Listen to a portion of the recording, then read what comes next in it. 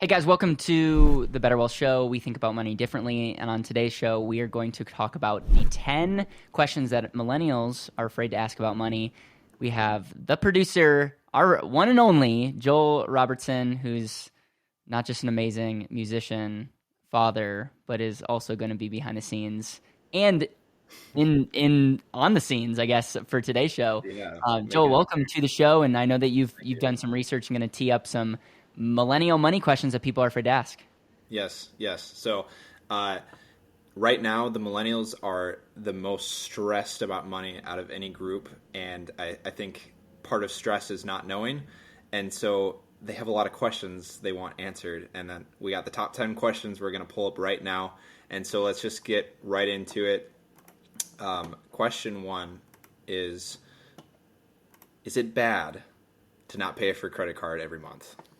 Yeah, so good question. I would say a great rule of thumb is always pay off your credit card each month. If you have a balance on your credit card, and that's a bad thing. And a lot of people say, well, what about 0% credit cards? There's exceptions to the rule, but you're almost creating a potential bad habit. And the goal is, and I've met many people that are like rolling their 0% credit cards, and it's just they're just one decision away from like it not happening that way and it being 21% plus. So yeah, a good rule of thumb, if you're spending money on a credit card, make sure that you can pay it off completely at the end of each month.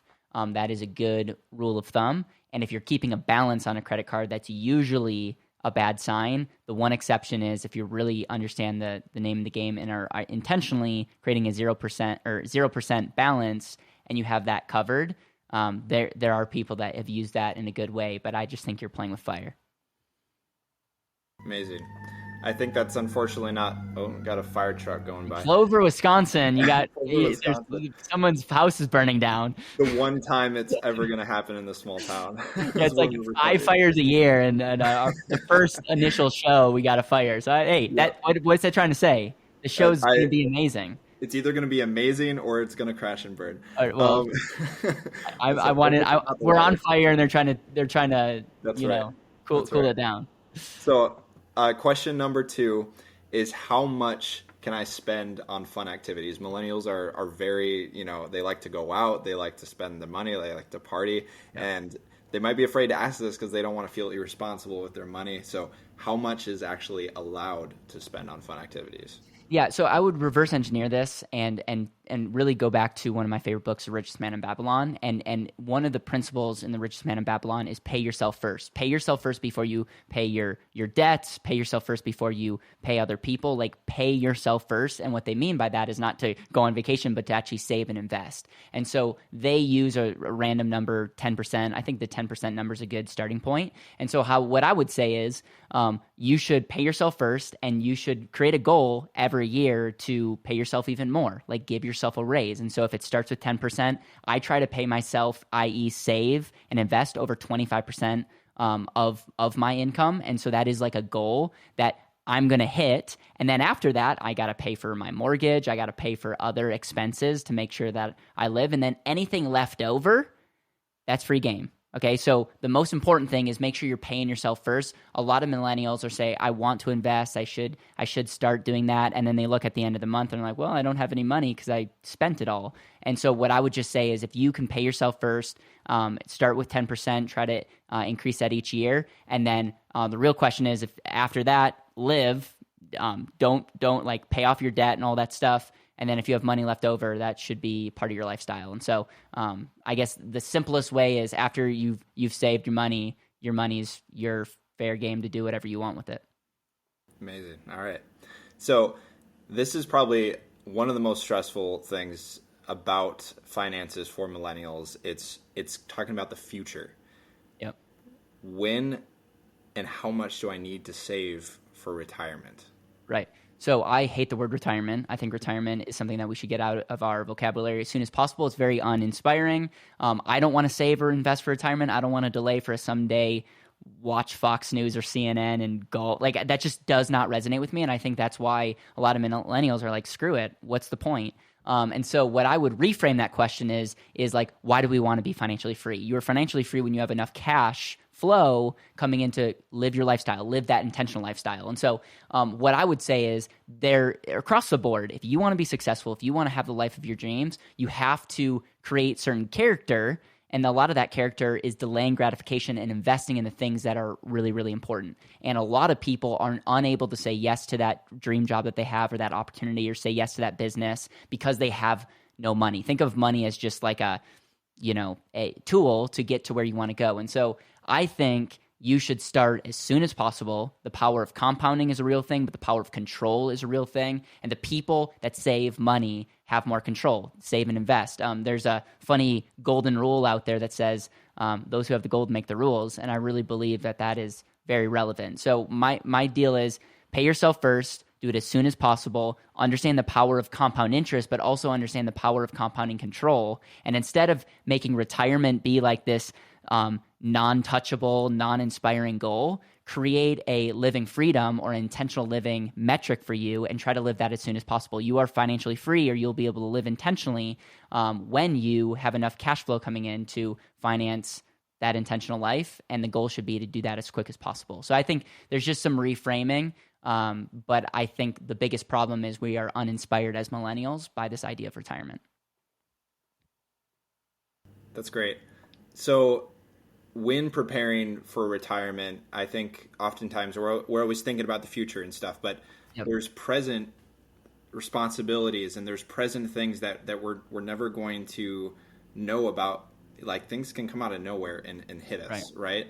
And so a question that's pressing to a lot of us is, how much money should we have for those emergency situations where these expenses are coming out of nowhere? Like, but I don't know how much to have for that, Right. I think a big mistake a lot of people make is they don't have their emergency fund. And so they're one decision away, one bad choice away from having to start over. And a lot of times that's where you get credit card debt. It's like, hey, you have the best intentions and then your car breaks down. You have no money to tap into. So you're putting on a credit card. It's not a 0% credit card. So you're paying 20+%. And then boom, you have the eighth one of the world working against you, which is not a good thing. And so I'm a big fan of having a reserves. I believe that you should have a year's worth of reserves of, like, if everything hit the fan, you have a year worth to tap into where you can maintain your standard of living. Now, you might not do everything what you're doing if life is good, but you can maintain your rent or you can retain your mortgage and you can continue with your current standard of life. I also think a 0% emergency fund is a massive ROI as it relates to the way that you think, and allows you to potentially take more opportunities or risk in certain things because you're not one decision away or one lost paycheck away from losing it all. And so I believe the emergency fund needs to create that foundation so that we can have freedom, that we don't have to be in fear, that we can show up powerfully. And I really believe having a year's worth of reserve is ideal. I think the typical advice out there is 6 months, and I think 6 months should be a goal. And once you hit 6 months, you can kind of feel like, okay, do I feel good having 6 months of reserve in emergency, or do I really want to get that year? I know for myself, I like having a year. I show up more powerfully as a business person and take on more risk, knowing that I'll be able to pay my mortgage and do the things that are priorities in my life today, no matter what happens. And so that allows me to say yes to some cool things. So speaking of credit card debt, what the heck is a credit card score? And why do we need it? Like, why and why do we have to have a good one? Like, all I've been told is you need a good credit card score. But first off, I don't know what a credit card score is and why it exists. Can you please explain that? Yeah. So the credit card score is kind of a necessary evil.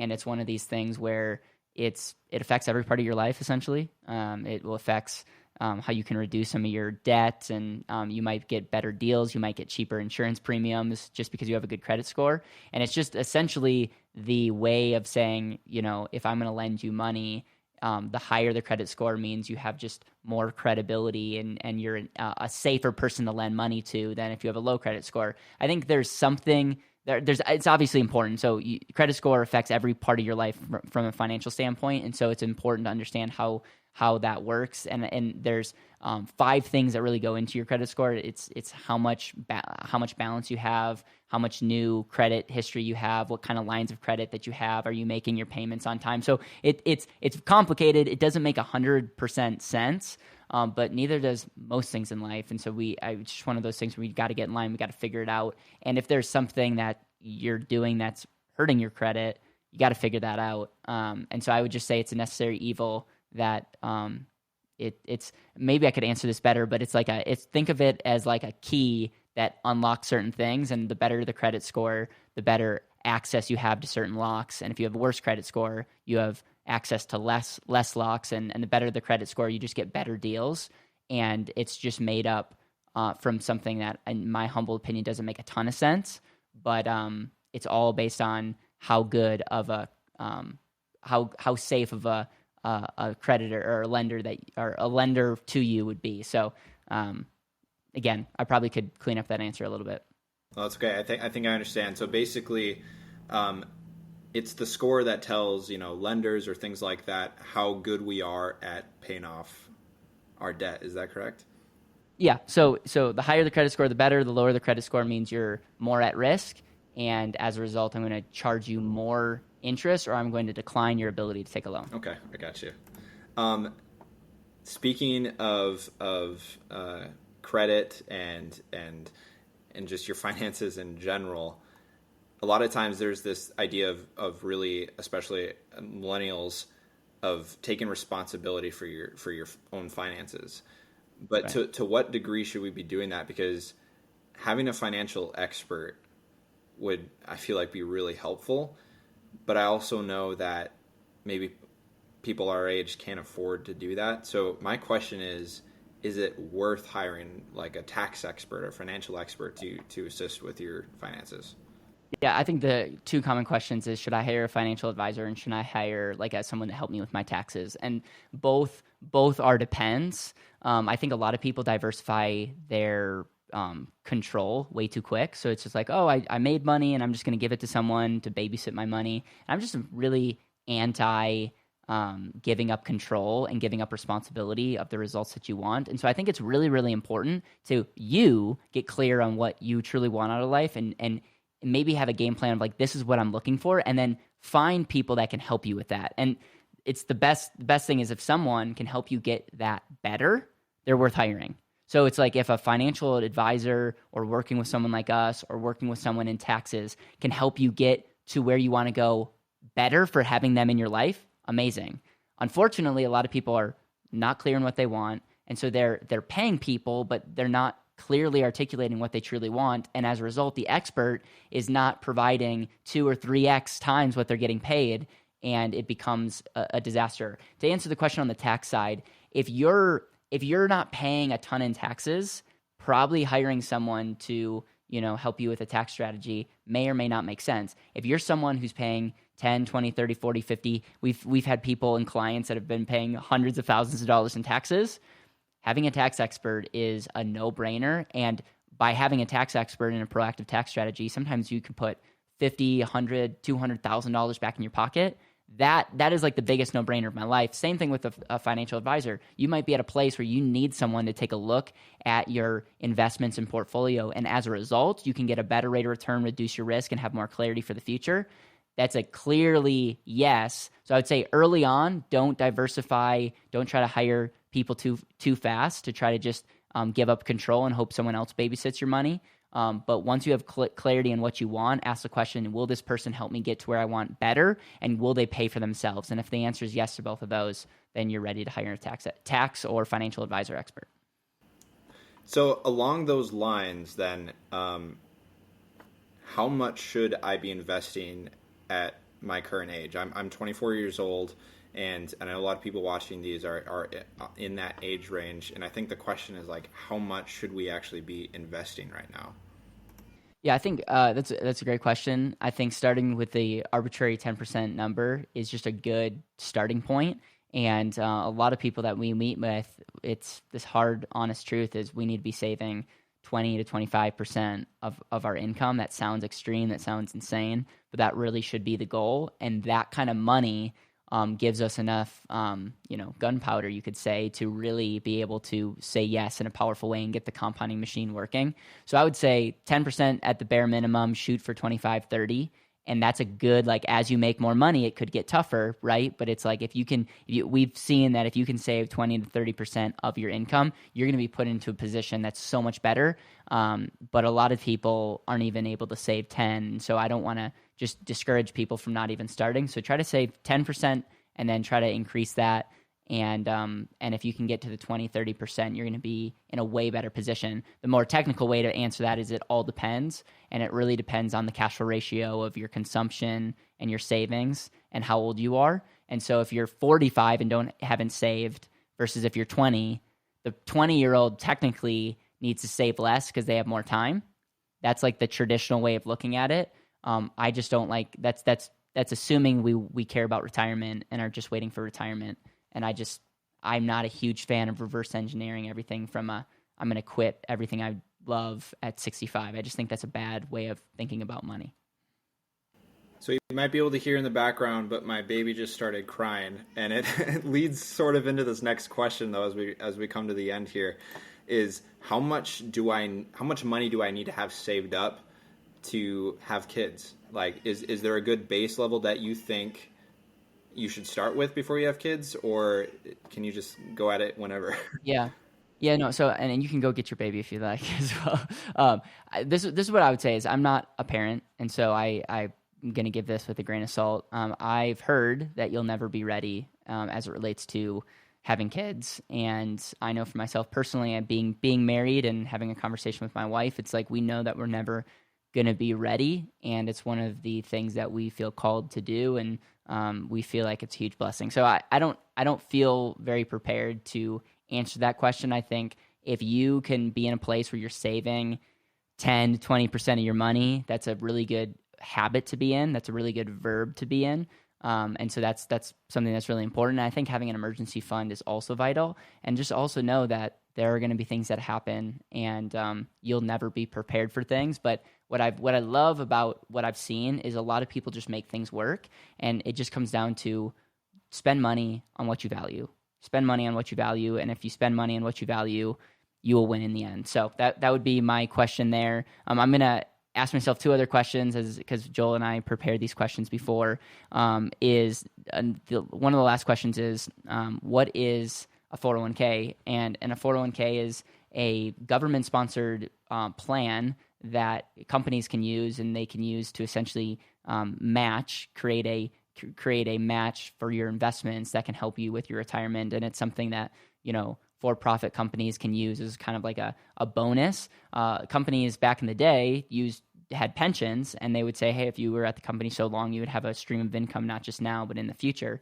And that would be like a pension. They went away with that, and the 401k was the version of like, okay, instead of giving you a pension, we're going to give you a plan, we're going to contribute, but you have more flexibility. Like if you leave or whatnot, you could transfer the 401k. And so it's a company-sponsored plan. It's a company plan that's sponsored by the government that allows you to save and invest for retirement.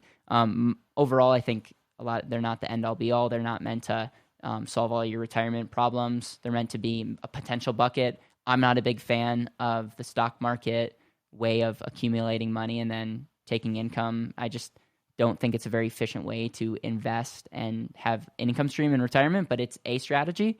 And a lot of people buy into it and love it. If you have one and have a match, look into what it would take to investing money to the match. And then after that, I would highly discourage you to put money in an addition above the match. I would look for other ways to invest your money. And so that's how I would say there. Joel, is there anything else that you want to say before we wrap this thing up? I don't think so. If anybody has additional questions, you're a millennial, I mean, if you're any age group, drop them in the comments below. Let us know. We're going to be answering some of the most pressing questions that people have right now, but maybe you're too afraid or feel too awkward to ask them. And we're just here.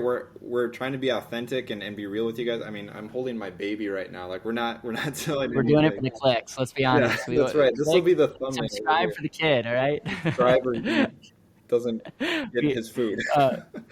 So yeah, we're really on a mission to unlocking intentional living, and we think about money differently. There's so much misinformation about money. There's so many people living in scarcity minds, and you have one life. And so yeah, we really do want to elevate the conversation. We're going to be reacting to clips. We're going to be reacting to TikTok advice. We're going to be hopefully um, be able to answer questions, and we really want to take our channel and content to the next level. And so we're always open to hearing your thoughts, and I just know and have this conviction that I need to be speaking more because I have so many thoughts, and a lot of times we don't have the platform right now for me to be able to share that.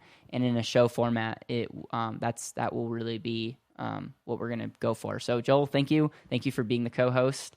And yeah, it was an honor doing the first Better Well show with you Yeah, it was my in pleasure. 2022. Fantastic. All right. Hey, I want to thank you for watching till the end. If you enjoy our content, please like, share, subscribe. It helps other people find our channel, and we really, really appreciate it. I also want to let you know that we have this thing called the Better Wealth Efficiency Quiz, and our goal is to give you a wealth efficiency score in less than 3 minutes, and really highlight and get you to start thinking about the potential inefficiencies that you have in your life. So if you haven't taken the quiz, go check out. It'll be the link below. Check that link out, take the quiz, and then let us know your score.